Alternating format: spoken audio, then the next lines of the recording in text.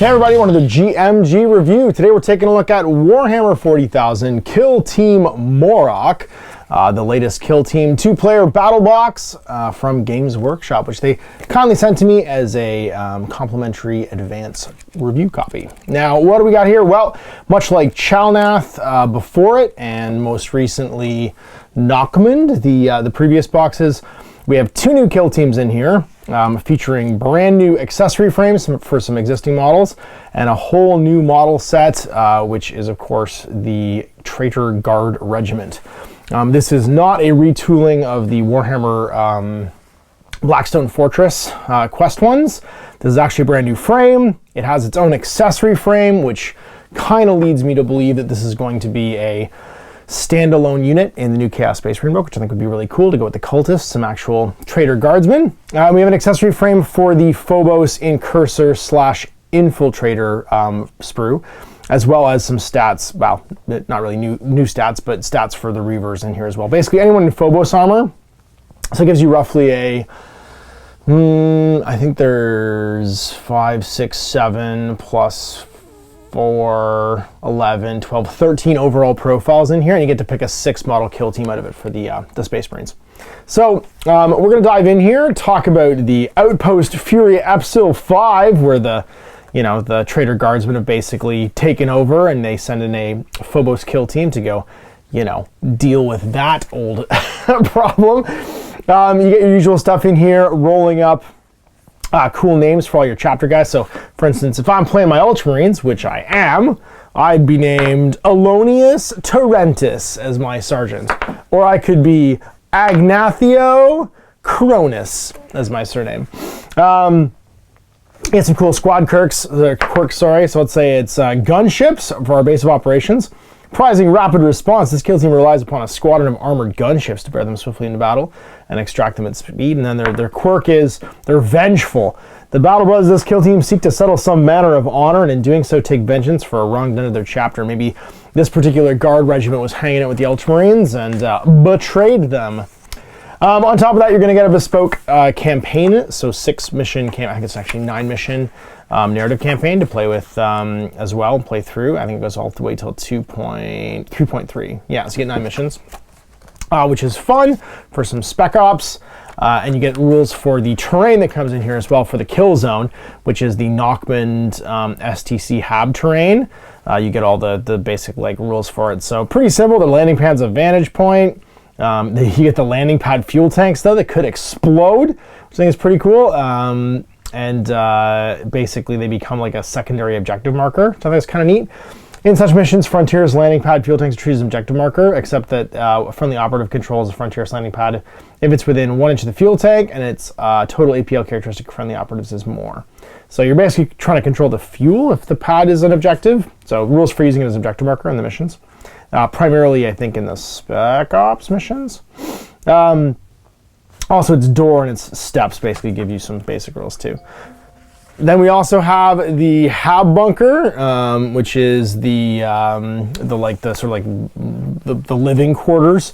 It has a door rule as an objective marker because you can defend the doors on either side, and then a vantage point on top, Auspex Shrine, with some rules for basically the platform being insignificant, and then the shrine control area is marked out as well, where you need to be standing to use as an objective. So, although they're fairly flat, big, blocky terrain pieces, they're very interactive in this game because they represent sort of spots of interest that the narrative missions and certain match play missions will go through too. So there's the operations, the Shadow Operations mission pack, and you can see here a lot of times you're not placing objectives. You're having objectives be based on the terrain pieces and stuff too. So for instance, this one, you're trying to demolish the outpost. You're trying to take control of the landing pad, stuff like that. So let's get into the actual units here. Now the Phobos ones will replace the Phobos rules in the new, the big what was it, compendium. And the Traitor Guardsmen are basically brand new. They also get a big guy, which is from the Blackstone Fortress frame, which is the Traitor Ogryn and Traitor Enforcer. A bit like this seems to be like a trend now for the kind of the more sort of like job squad units, the ones where the guys they're just people, you know what I mean? Like they're on a spec force mission without Space Marines, not super powerful. They get like a brute or they get like a leader type to come with them. The Gene Stealer cult list is kind of like that, where they have the Kellermorphin stuff hanging out with them. So let's check out the Phobos strike team. What do you got? This is in the modern post FAQ update for the Space Marines. They get 6 models in their team as opposed to 5. So you get a sergeant, either Reaver, Incursor, or Infiltrator. The Reaver has the options of a carbine or melee weapons. And then 5 Phobos strike team members mixed up however you want. So this is my favorite thing basically about the newer lists for Kill Team, is they don't require you to have like a specific squad. The Compendium was very much about that, like take 5 of the same guys. In this one, you can mix and match anybody in Phobos armor. So for instance, you could have Incursors, Infiltrators, and Reavers all in the same squad, and you'll see that when we start playing through it. So you can have a Commsman. The Infiltrators get, a whole bunch actually. They get 1, 2, 3, 4, 5 specialists. So they get the Commsman, the Helix Adept, the Saboteur, Veteran, Voxbreaker, and then the Warrior. And then the Incursors only get 2. They get the Marksman, the Mine Layer, and then a Warrior. And then the Reaver just gets a Warrior and a Sergeant option. So nothing really special for the Reavers, which I was a bit disappointed by. I mean, I get that you're only getting the Incursors and the Infiltrators in here, but just give us like, I don't know, give us a specialism for the backpacks. You know what I mean? Like the Reaver frame exists. Like there's all kinds of cool stuff on it. You could have just given us like one specialist profile to make the Reavers kind of cool and just make them not, like it even feels like the Incursors don't get that much. They get a Marksman and a Mine Layer, where the Infiltrators get everything else. So it's like just one Reaver thing, like a Reaver Berserker or a Reaver like Knife Fighter, you know, like just give us like one thing you can build into the standard Reaver frame that's kind of a cool extra operative. I don't feel like that would have been too much. And because you're limited to 6 models, it's not like you're basically not taking the Warriors anyway, because most of them are Warriors plus a specialist skill. So why would you take the basic Warriors? It feels like there could have been room on here to take anybody else. So from that point of view, I mean, just a missed opportunity. It's not a bad thing. It's just, I mean, you did it for the Incursors. Why not give us like one little guy? Out of the frame, you can build everything as long as you're not building any of the standard Warriors. And again, why would you? Like, you don't really need them. There's a grand total of 2 Sergeant types in here, the Incursor and the Infiltrator. And then you have 1, 2, 3, 4, 5, 6, 7, 8. Actually, only 7. 1, 2, 3, 4, 5, 6, 7. Yeah. So you definitely could have put some parts on there for an extra specialist, as there's a total of 9 models, basically you have specialist-wise, and then you could have made some options. So, all right, actions and abilities. This is like a universal special rule thing. This is stuff that's on a lot of the profiles that are copied over and over again. My favorite one is Guerrilla Warfare. It's an action. You can't take it if you're within 6, and you can't do it during the first turning point, but within 6, within Pentagon, but you can take this action. You can change your order. So handy. For a 3 AP team like the Operatives with an extra body now, being able to just on the fly change your order from concealed to attack. You can't do it in the first turn. That's okay. I mean, that'd be very, very powerful, but kind of amazing. And you can't do it when you're in melee and stuff as well, but once you're up that close, it doesn't usually matter. Yeah, Guerrilla Warfare. Amazing skill. A whole bunch. I think everybody has it actually. I don't think there's anybody that doesn't have Guerrilla Warfare. Guerrilla Warfare. Yeah, literally the entire Phobos team. And that is the big change to the Reavers. Actually, they all gain Guerrilla Warfare as like a core skill. All right, Omni Scramblers. This one I think is just on the Infiltrators. I think they all have it. Yeah, all the Infiltrators have an Omni Scrambler. Once in each strategy phase, when it's your turn to use a strategic ploy or pass, if any friendly operatives with this ability are in the kill zone, you can use this ability instead. So no ploy for strategies. If you do so, select one enemy operative visible to any friendly operative with this ability in the following firefight phase. That enemy operative is treated as having a group activation of 1 and cannot perform or be activated orders until one of the following is true. A number of enemy operatives have been activated equal to the number of friendly operatives with this ability in the kill zone. So like, let's say you have 5 infiltrators, they'd have to operate 5 models or activate 5 models before they could activate that guy. Or it's the last enemy operative left to be activated. That can be huge against small model count teams. Like if you're taking all infiltrators, you'd have the ability to basically pin down a model until it's like the very last model in the game. So if you're going against another Space Marine team or Chaos Space Marine team that also has 6 models, and you're all infiltrators, you could just be like, that guy goes last, and then go with everybody that isn't that guy until the end, because you have to have 6 models to 6 models. So a potentially very powerful ability against certain teams, but even if you're going against like a big multi-model team like this guard team, you'd have the ability to like pin the ogre in and have it go after 5 or 6 models have gone. So yeah, that's pretty great. A number of enemy operatives have been activated equal to the number of friendly operatives with this ability in the kill zone at the start of the phase. So yeah, if you're not taking a mixed team, Omni Scrambler can be amazing. If you are taking a mixed team, it goes down in value, but against small model count teams, could still be pretty high up. Multi-spectrum array, that's the one that's all on, I think, the incursors, so they get all get this ability. When determining if an intended target is in this operative's line of sight, for the intended target to be obscured, it must be more than 2 inches, 4 inches, so 2 white circles, instead of 1 white circle, from a point at which cover line crosses a terrain feature that is obscuring. And areas of smoke have no effect. So smoke grenades, like page 46, or anything that causes like a smoke effect, you can just see through. So your cool targeting aspects allows you to see through smoke, and you have to be at least 4 back from a point at which cover line crosses a terrain feature that's obscuring. So much harder to hide from them when you're doing your hidden orders. And then Saboteurs, this is for the Saboteur Mine Layer.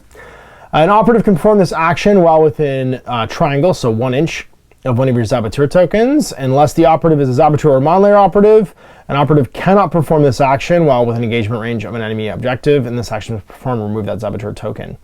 So this is kind of neat.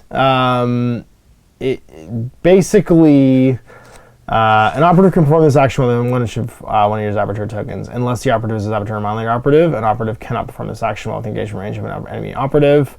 If it's performed, remove that Saboteur token. So basically, you can drop tokens. So like plant Saboteur explosives, you have the Saboteur keyword here. You can also disarm, where is it? Because there's Saboteurs for the guard too. You can basically turn off each other's bombs.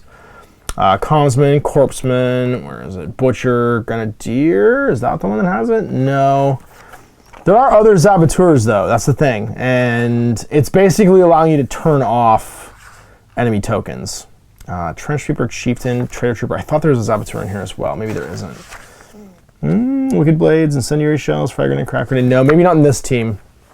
But I know there are models that plant bombs, and you can turn off enemy bombs with your Saboteur skill otherwise. And that's going to be for this guy, Guerrilla, for plant Saboteur explosives. And it's just if you have the Saboteur keyword, I think. An operative can perform this action while within one of your Saboteur tokens.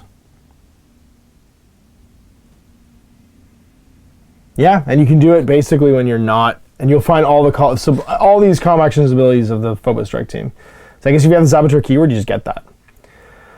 And then Terror, this is the one that all the Reavers have. Each time an enemy operative would perform a mission action or a pickup action, if any friendly operatives that perform this action during the turning point are within 2 of an enemy operative, 1 additional action point must be subtracted for the enemy operative to perform the action. So basically, because you're wearing skull masks and screaming at people, it's harder to concentrate on doing the mission objective, which feels like it's not that great until you have 2 action models that basically are pinned and can do nothing but do actions when you're nearby. When turning control of an objective marker that any friendly operatives that perform this action during the turning point are within range of, treat enemy operatives total APL as being 1 less, and this is not a modifier. So basically you can cause terror, you can just start screaming out of your skull mask, and everyone's 1 less AP, so you can drop down, contesting objectives, the opponent stuff, and it's harder for them to pick things up. So, I mean, you can do it while you're in melee, from what I can tell, so you could just charge, fight, scream, and make objectives very hard to take. All right, so strategic ploys, a lot of common Space Marine stuff in here. So Bolter Discipline and Shock Assault for the double fight action and double shoot action with bolt weapons. And then Vanguard, until the end of the turning point, each time a friendly Phobos Strike Team operative is activated.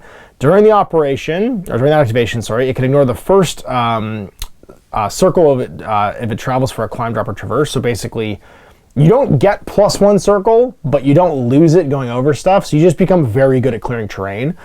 You pass all your jump tests automatically, and you add 1 to your move characteristic.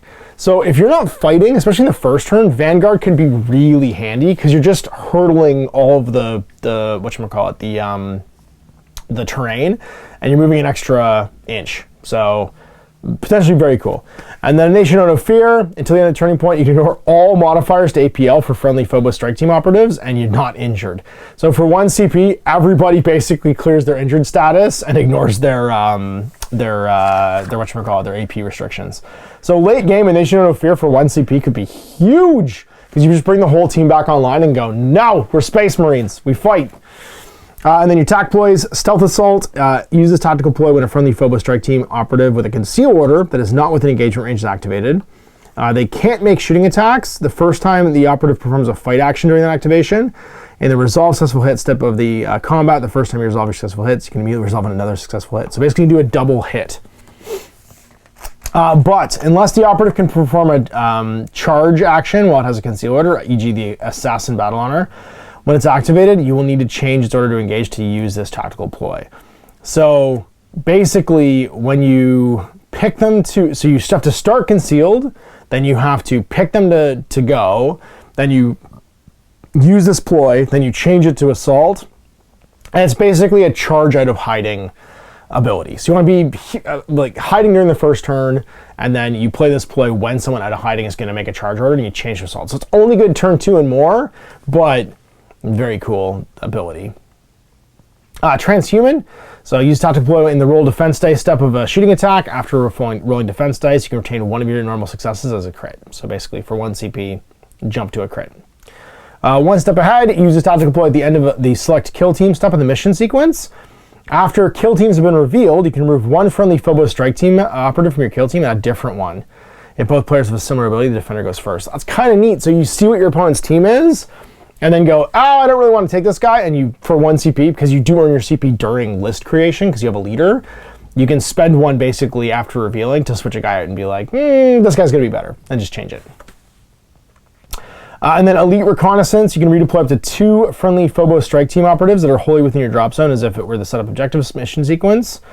And this is the end of the scouting step. And then select and resolve an additional scouting option. It must be a different option to your original selection. Initiative is still determined by your original selection. So basically, you could do one of those 2 things. You could basically redeploy everybody, or just do 2. Be like, I want to change someone's order during the first turn, or I want to do it, you know, like I want to place a barricade, or whatever that is, for 1 CP. So it's interesting. You have 2 like pre-game tactical ploys. And then we're on to models. So the common to go through like kind of common things and everybody first. So the infiltrate, like everybody's style lines are the same. They're all Phobos Marines, so 3 movement, 3 actions. Everyone's group activation 1 because they're Marines. 3 defense dice, 3+ save, 12 wounds. So they're all pretty tanky, decent saves. They're sort of standard Space Marine stat lines. I already went through Omni Scrambler and all the infiltrators. You've got the multi-spectrum array on all the incursors, and then Terror on the whatchamacallits, the Reavers. You've all got the ability to take a chapter, that doesn't really do anything. The Marksman Bolt Carbine, 4 shots, it's a standard bolter, 4 shots, 3+, 3/4, but it's lethal 5+. So you're bringing those crits in earlier. Now for the Incursor, they've got Marksman Bolt Carbines, Oculus Bolt Carbines, same core stats, but no cover. I'm kind of torn as to which one's better. I think that the Marksman Bolt Carbine's just better, because even if you're not allowing someone to retain a save automatically, they could still roll it, and getting more crits makes your hits harder to block. So of the 2 of them, the Oculus is neat with the no cover, but I think the Marksman Bolt Carbine just wins for being lethal. They all have fists, which are the standard Space Marines, 4 dice, 3+, 3/4 damage. And then it's combat blades, 3/5 damage on the incursors, and combat blades on the reavers, same thing. Sorry, combat knife is, 4/5. And 5 attacks, because they have extra close combat weapon. If you take a special issue bolt pistol, it's basically just a range 1 AP 1, because it has heavy rounds, so I think it's kind of neat. And then, or range 6 inches. And then the bolt carbines are just standard bolters, no special rules. So 4 shots, 3+, 3/4. And fists. Of course, everyone has Guerrilla Warfare as an action. The Comsman gets a comm array ability. You can basically make one visible operative on the table for 1 AP do an action that isn't a move and can't be something they do again or do later. So it's really just good for mission actions. You just look at somebody and go, quick, do that before they activate. And so they're not gonna be able to do that action again, but it can get it out of the way quickly. And then if you're waiting for that piece for some reason to do something else, you need to do it early on, you can get it done. They can't do it within engagement range though of another model. The Helix Adept can either heal somebody or try and keep somebody alive. It's a lot like the medic from the Veteran Guardsman kill team. So you can heal 2d3 lost wounds, but you can only do it once per, what is it? An operative cannot be selected for this action if it was revived, so you can't do it if you've already done this. You can only do this once per turning point, I don't think. Oh, you can just do it as many times as you want. Never mind, for 1 AP for the Helix Gauntlet. Be within 1 and heal somebody. You get the same dash back over and then not be incapacitated and have D3 wounds left if you're hit with a shooting attack for the combat restoratives. And then Infiltrator Saboteur. He's got a plant Saboteur explosives, so he can only make his remote explosives after he plants it. Place a Saboteur explosives token within an inch. The operative cannot perform this action while it's within engagement range. If this operative is incapacitated and removed from the kill zone, take it away. And then detonate, you perform a shoot action with this weapon, making a shooting attack against everybody within 2 of the center of the explosives token. And it's 2+, 5, 6 AP1 detonate and silent. So you can do it when you're hidden, which I think is neat. So if there's a big group of guys, you could walk up, plant the thing around a corner, and then run away, and then detonate it. And it's every operative, so it does hit your friends too. It's not just enemies. The Veteran's kind of neat. He's got his, this is Infiltrator still, he's got a ability to do a custom for his bolt carbine, where he gets to pick 2 rules, either balance, lethal 5+, no cover, mortal wounds 1, penetrate, piercing 1, or rending. So he gets to basically pick 2 when you're selected for deployment. Honestly, lethal 5+, mortal wound 1 is probably the best, because you're just getting more damage through, and you're getting a higher crit rate to proc the mortal wounds 1, right? So that's probably what I would take, is just because then the mortal wounds go through no matter what. And he comes with a combat blade, which none of the other infiltrators do, which is kind of cool. So he's just a vet. I like him. I think he'd be in every team. He's just a neat model too. He's a really cool, like, bit of accessory pieces. The Vox Breaker, the last of the like specialist infiltrators. He's got his Omni Scrambler and a bolt carbine. He can Vox Break. When enemy operatives within 6 of this operative, each time the enemy operative fights in the combat or makes a shooting attack, you can't reroll attack dice. So for 1 AP, you can just like break his like comm link, and then nobody can reroll their attack dice within 6 of you. But you have to be within 6. If it was line of sight, I don't know. I mean, you're taking these guys because you're just taking them, because there's no reason to take regular warriors. I don't know how useful Vox Break will be, but it could be cool. A little debuff effect. And then Auspex Scan, you can basically, if you're within 6 of an enemy operative with a conceal order, you can select a friendly Phobos strike team that's visible to you and within 2 of you, and then they count as having an engage order for the purpose of shooting them. So basically you're standing next to somebody and you scan and go, I see that guy, and then the guy goes, cool, and then you're not chain activating that, so you just go next. I don't know. Because you have to telegraph that there's a group activation in this team, I don't know how good Auspex Scan is, because you could just go with that guy next and just take off. You know what I mean? Like run away. So you can run over, scan somebody, maybe they don't get away because they're counting as engaging all the time. But like, I don't know, it just seems too easy to react to, so I don't know if it's a great ability. And then Infiltrator Warrior is just standard, no special rules. Your Sergeant gets strategized, so you can spend an action to gain a CP. You just can't do it with your in 6 in the front. He's got his extra wound. And then the Marksman, he's pretty cool. He's got a Stalker Marksman Bolt Carbine. It has AP1 and Lethal 5+. It hits on 2s. And then he's got Track Target once this turning point during an enemy operative's activation. After the enemy operative performs an action, you can interrupt that activation. If you do so, this operative can perform Overwatch. If it has a conceal order, change the engage order, or change to an engage order. It must make that shooting attack against that enemy operative using its Stalker Marksman Bolt Carbine if it's valid. If that enemy operative is not incapacitated or revived as a result, finish its activation. This action is treated as a shoot action with a bolt weapon for the purpose of other restrictions. This operative can perform this action if it has a conceal order. So basically, you can hide, and then during your opponent's turn, you can Overwatch against somebody, but for an AP and count as having shot once. That's kind of neat. So you have like a kind of like a proper Overwatch. You'd have to wait until everyone's activated, and you can just like pick someone up as they run away. And your AP, your bull skill is 2+ to kind of offset the fact that you're overwatching with them. And then you got Incursor Mine Layer. He's kind of like the Saboteur. He's a Haywire Mine. You can drop it with the Plant Haywire Mine, and you can drop a token. You get a token for that. Unfortunately, you don't get a token for the Saboteur, which I wish you did. The like debt charge that he has is on his hip. They didn't make two.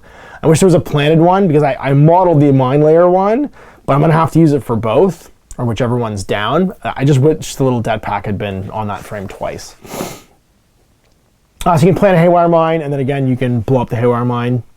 So the first time an enemy operative, actually you don't even plant it, it's just proximity. If an enemy operative moves within 2, make a shooting attack against that operative with this weapon, even if the operative is not in the kill zone. When making that shooting attack, that enemy operative is always a valid target, so like even if he walks away from it, it still goes off.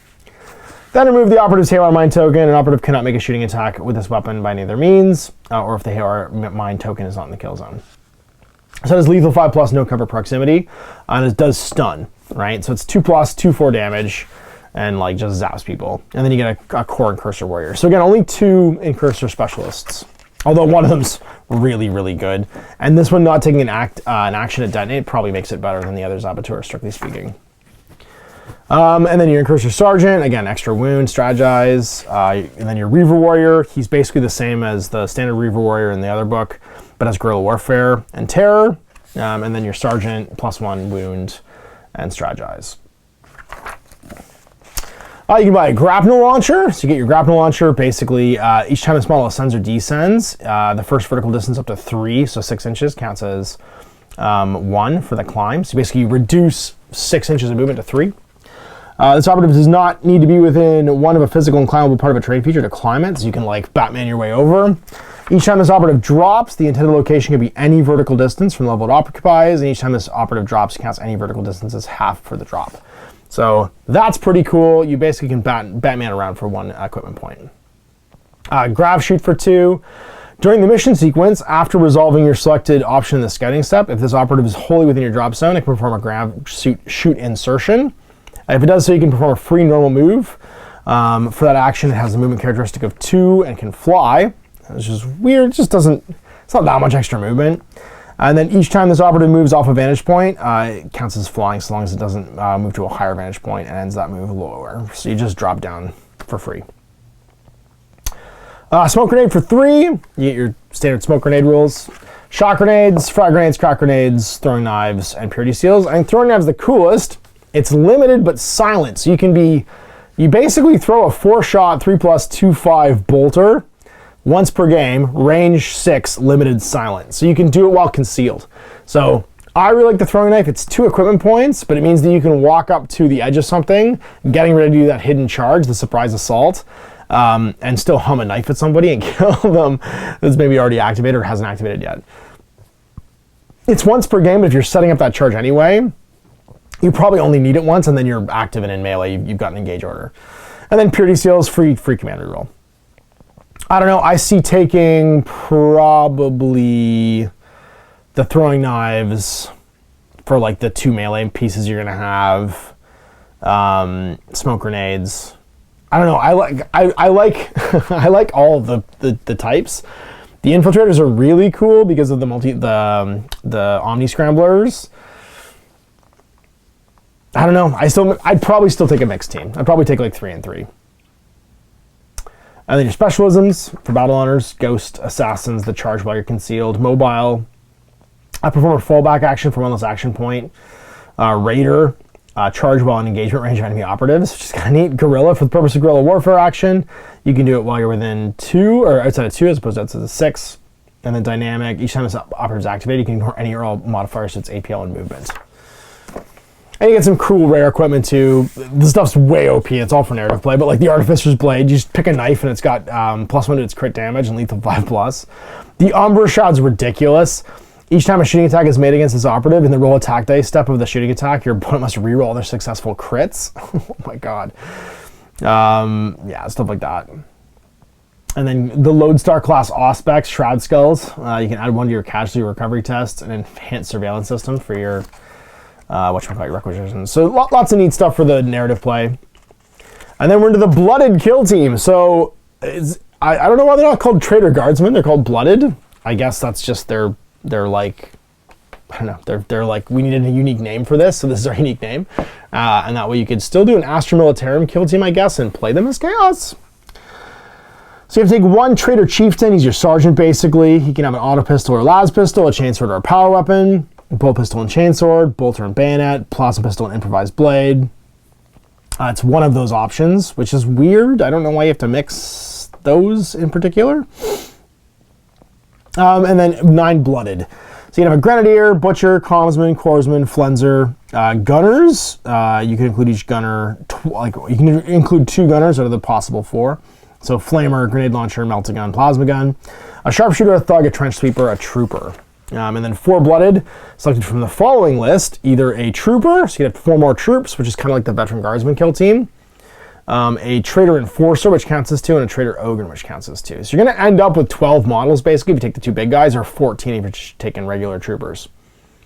And then everything can be taken once, except for the gunners can be taken twice. All right, so you can be blooded. Keep a pool of blooded tokens. Add a blood token to your pool as follows. At the start of each initiative, you get 1 for free. The first time an enemy operative is incapacitated, so every kill, each turning point, you get 1. And the first time a friendly operative is incapacitated within 6 of an enemy operative in each turning point. So start a phase, kill something, and then kill something up close. You can have 3 potentially per turn. Once in each strategy phase, once your turn to use a strategic player pass, you can assign any or all of your blooded tokens from your pool of friendly blooded operatives in the kill zone, and they can have no more than 1 blooded token. And then each strategy phase, after assigning your blooded tokens, if 4 more friendly operatives in the kill zone have blooded tokens, you can select one of them to be under the gaze of the gods. Each time a friendly blooded operative that has a blooded token fights in combat or makes a shooting attack, in the roll attack dice step of that combat or shooting attack, before rolling your attack dice, you can retain 1 successful normal hit without rolling it. If that friendly blooded operative is under the gaze of the gods, you retain 1 crit instead. So basically, people become blooded over the course of the game. They retain that blooded token as you hand them out, and then they always get a successful hit when they're shooting or making combat all the time. And if they're under the gaze of the gods, they get crits instead. So basically, if you get that Ogren a blooded token and then have him under the gaze of the gods, he's just doing a crit automatically whenever he fights, which, as you see, will be bananas.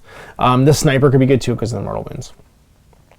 Strat ploys, you can do overcharge your las guns, same as the guard one, gain AP 1, but gets hot. And then glory kill, select 1 enemy operative, visible to friendly blooded until the end of the turning point each time a friendly blooded operative fights in combat or makes a shooting attack against them. In the roll attack dice step of that combat or shooting attack, you can reroll 1 of your attack dice. You can call somebody out.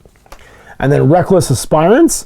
In the next firefight phase, while a friendly blooded operative that does not have a blooded token is within 6 of your opponent's drop zone, treat it as having a blooded token.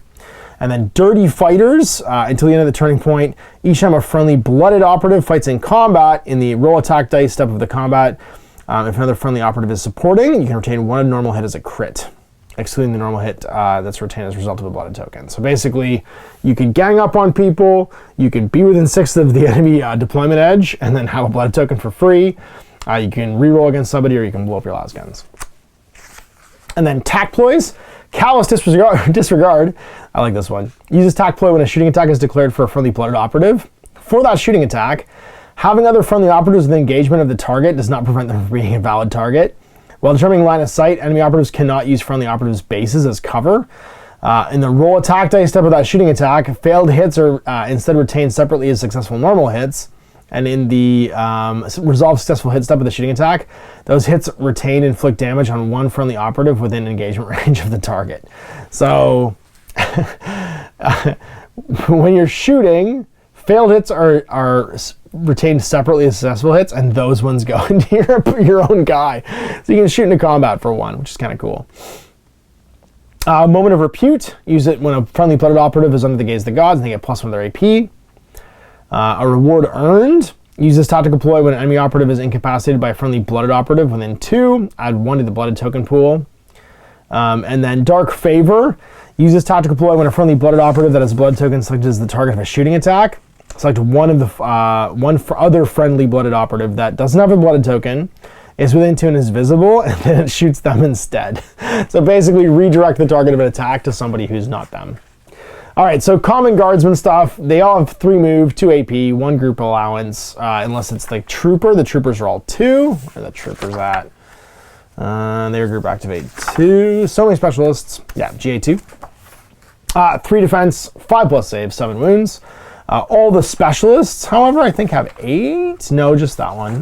Just the traitor enforcer, and the butcher gets 8 for some reason. I guess he's just tougher. Oh, and the chieftain also has 8. So all the character-y guys. And for some reason, the butcher. Las guns, 4 shots, 4+, 2/3 damage. Bayonets, 3 shots, 4+, 2/3 damage. Which is interesting. That's a bit better than the fists.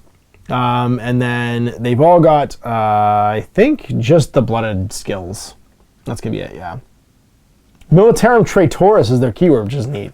And they can get a warband name. All right, so your Brimstone Grenadier, he's got a Diabolic Bomb. Grenadier, he's equipped with frag and crack grenades, and they don't cost equipment points, which is kind of cool. And then Explosive Demise. If this operative is incapacitated, you can use this ability. If you do so, roll a d6, -1 if they are within engagement range of an enemy operative. On a 3+, each operative visible and within circle, so 2 inches, of this operative suffers D3 mortal wounds. Sorry, square is 3 inches. That's right, I kept screwing that up. And your Diabolic Bomb is limited. Splash to blast 2 inches, range 6 inches, 4 shots, 3+, 3/3 damage. So a cool little like explosive bomb. The Traitor Butcher, he's going to be 1 extra wound. He's got a power weapon and cleaver. So 4 shots, 3+, 4/6 damage, lethal 5+, and blood offering. Each time his operative fights in combat, if it incapacitates the enemy operative, it regains D3 wounds. Unholy Sustenance, he just eats the dead. And then blood offering, each time his operative fights in combat with his weapon, which is lethal 5+ blood offering on his power weapon and cleaver. In the resolve successful hit step of the combat, the first time you strike with a critical hit, add 1 blooded token to your pool. So other ways to get blooded tokens. Your Traitor Commsman, he's got a lasgun and bayonet. He can signal for 1 AP. Select a friendly blooded operative visible within 6. Add 1 to its APL. This operative cannot perform this action while within engagement range of an enemy operative. See, I know that they limited the Commsman in the Phobos team because there's already 3 APL on everybody. They didn't want to just give somebody a free APL. But it's just not as good as the Traitor Commsman one. You just get extra action. Actually, you could get to 4 APL there too if you had the marked guy with the Favor of the Gods with 3 APL. So blooded bonus APL for the attack ploy, and then also signal to him. So you could jack up the the ogre into 4 AP. Sacrilegious Actuation for 1 AP. It's your unique action. You can select 1 friendly blooded operative visible within 6, remove its blooded token, and add to your pool. It cannot be a token that operative is only treated as having. Select 1 friendly blooded operative that does not have a blooded token invisible, and assign them a blooded token. So you just basically move around blooded tokens. And then Traitor Corpseman, he's got a stim needle. He's the guy who like pumps you full of drugs. It's 3 shots, 5+, 1/4 damage, and lethal 5+, because he just pumps you full of, puts a like an air bubble in your heart or something like that. He's got regular dosage at the end of the select kill team step of the mission sequence.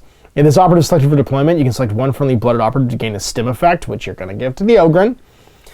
Stims is 1 AP, you can do it within an inch. Everybody can select it for each stim once per battle. You can either get back 2d3 wounds, get Relentless on your weapon, your melee weapon, or until the end of the battle, each time a selected operative would lose a wound, get a 6+ wound shrug. So Ogren starts with Relentless, or starts with wound shrug maybe, then gets Relentless in the first turn because you just go first the Corpseman, and then later on you can heal him if you want. But you'll have him jacked full of 2 drugs after the first activation probably. Your Enforcer, this is the Power Fist guy. He's got Power Fist. 4 shots, 4+, 5/7 brutal. You can only block it with crits. He's got Grueling Disciplinarian. While a friendly blooded operative is visible within 3 inches of this operative, it's not treated as injured. Only ignore the modifier to its movement characteristic as a result of being injured if it's within 3 of this operative. And then Enforce for 1 AP. Select a friendly blooded operative that's not ready and visible within 3, then select one of the following. They can do a free dash. If the operative has an engage order, it can perform an Overwatch action. This enemy cannot perform this action while it's within engagement range of an enemy operative. So you can have your gunner go and then go again as an Overwatch action with Enforce. So that's pretty cool actually, it gets to double shoot. Traitor Flenser. He's got skinning blades. They are 4 shots, 3+, 3/4 damage, ceaseless and stock. Stock is each time this enemy fights in combat with this weapon, if it's within 2 of a light or heavy terrain feature, it gains the lethal 5+ rule. And then Wretched. This operative can perform a charge action while it has a conceal order. If this operative is incapacitated in combat, it can have any remaining attack dice. You can strike with 1 attack dice before the operative is removed from the kill zone. So you get a last stab, basically. And your gunners, they're all standard sort of weapons, stat lines, flamer, grenade launcher, melta gun, plasma gun, and bayonet. You'd probably go plasma gun, melta gun, because that's just always the best, really. Flamer can be cool, too. And then you have Traitor Ogren. All right, this guy's got 2 AP, but you're going to get him to 4 eventually. He's moved 3. He's got def 3, save 5+, and 16 wounds. His Power Maul and Mutant Claw are 4 shots, 3+, 5/6. You're going to give it Ceaseless, or Relentless, sorry. Rending and Stun. And he's got Avalanche of Muscle, and he charges selected enemy operative in engagement range to take D3 mortal wounds. And then Chem Enhanced, you can ignore any or all modifiers to this operative's APL, and it's never affected by stun. And then Brute, this operative cannot perform mission actions or pickup actions, and unless otherwise specified, he cannot be given equipment. So, I mean, he does one job. He's a muscle missile that you send into Space Marines to take them apart real fast. Traitor Sharpshooter, he's kind of the same. He's got a long las, kind of the same as the Veteran Guardsman one. 4 shots, 3+, 3/3 damage, silent, mortal wound 1. So you just keep him in camo. He's got a camo cloak. Each time a shooting attack is made with this operative in the roll defense dice step, made against this operative, in the roll defense dice step of that shooting attack before rolling your defense dice. If it's in cover, 1 additional dice can be retained. So you get 2 free successes. Your Thug, he's tough. You're -1 damage when you attack him from normal damage. For melee and shooting. And he's got a heavy club, 4 shots, 3+, 4/4, and brutal. 4/4 damage is amazing. And only blockable by crits is also amazing. Because it's not even a crit effect, it's just all the time. He's just got a big old tire iron.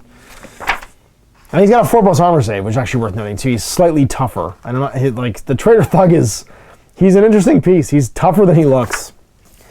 The Trench Sweeper with his big old shotgun and shield is pretty neat. He's got a shotgun for 2+ to hit, 3/3 damage, range 6, and 4 shots, kind of like a mini flamer.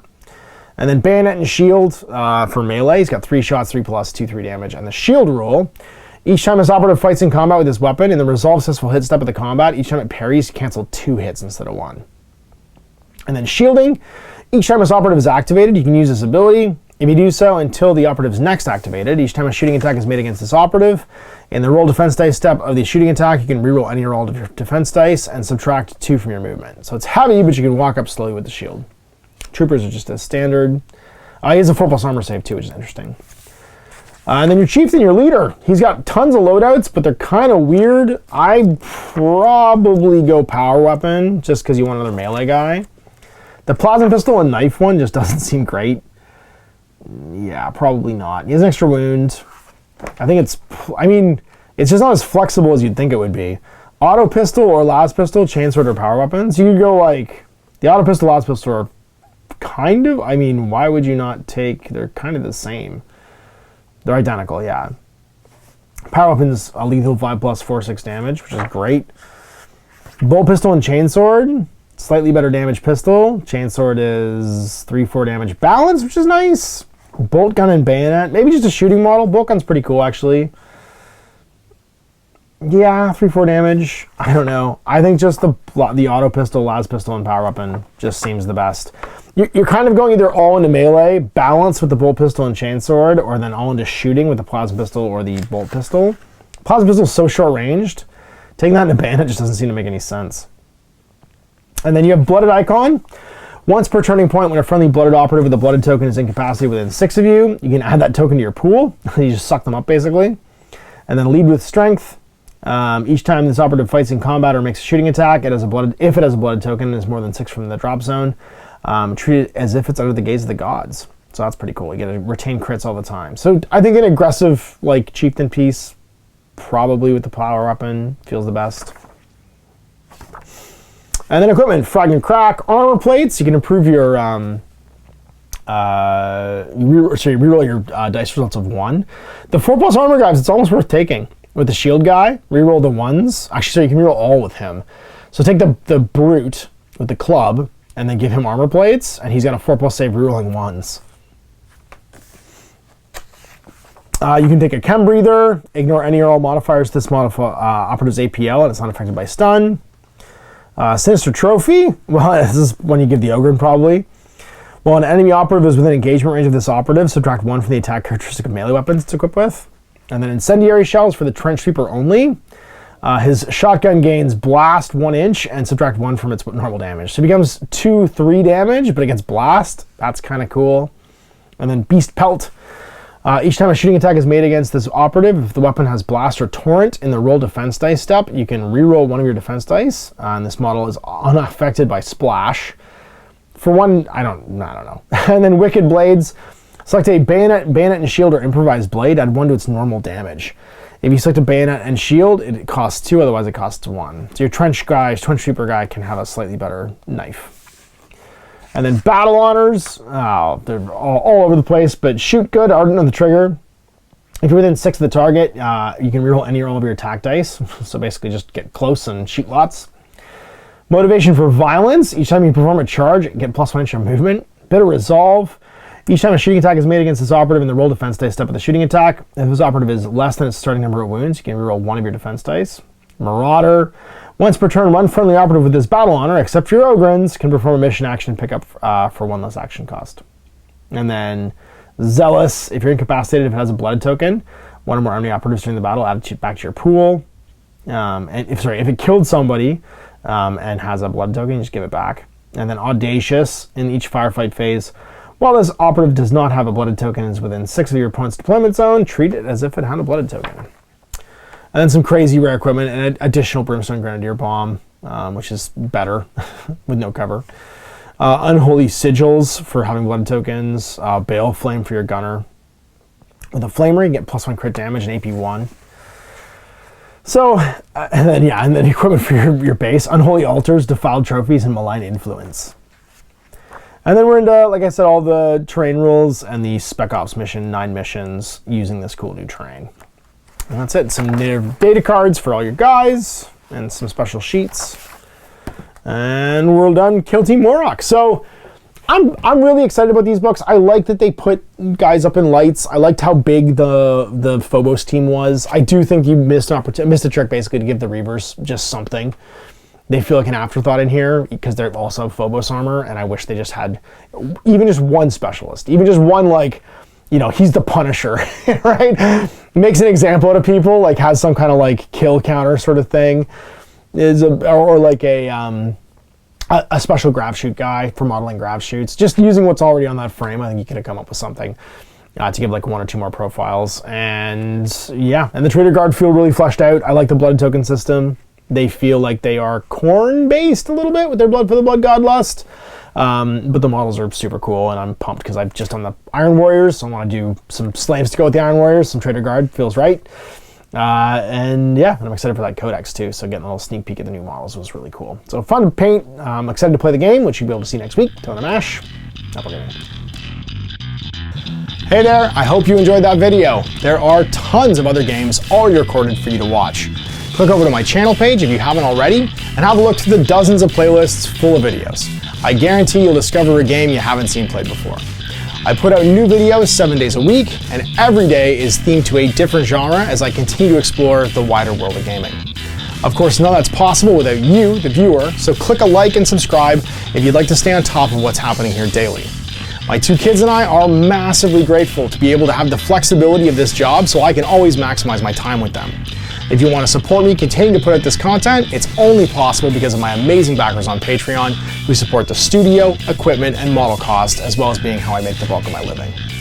You can also help out by buying a t-shirt through Spreadshirt, a measuring gauge or widget from Death Ray Designs, or buying one of my games and supplements like Last Days, Gamma Wolves, and Blaster. As a way of showing my appreciation, patrons get early access to new games and supplements that I write throughout the course of the year. Huge thanks for watching, it really does help out, and happy gaming.